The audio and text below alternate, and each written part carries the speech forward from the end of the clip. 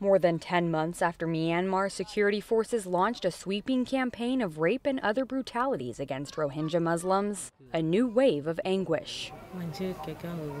I felt ashamed and scared and thought people would taunt me. For the rape survivors who became pregnant during last summer's attacks on Rohingya villages, many have spent the past year in fear and isolation. The babies not only serve as reminders of the horrors the women survived, but a child conceived by Buddhists is seen as a sacrilege. I told my husband when I was 4 months pregnant, and he said, "It's my bad luck that my wife fell into the hands of non-believers. Everyone escaped, but you couldn't get away." He only talks to our children and goes away.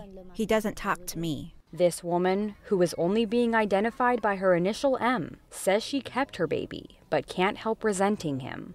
I don't love him from inside. I feed him milk because I have to.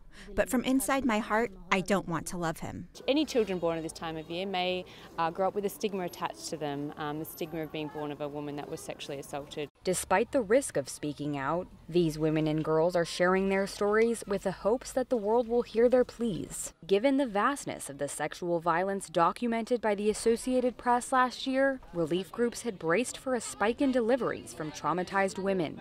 But the birth numbers have remained relatively steady. Aid workers suspect many of the women took matters into their own hands, including cheap abortion pills available at the refugee camps in Bangladesh. I collected medicine from here and there. First, I took 3, then 4, then 2 tablets gradually. Praise God, in the 3rd month, the abortion happened. Others have determined they simply can't raise the child. And some women have made the heartbreaking decision to leave behind their babies.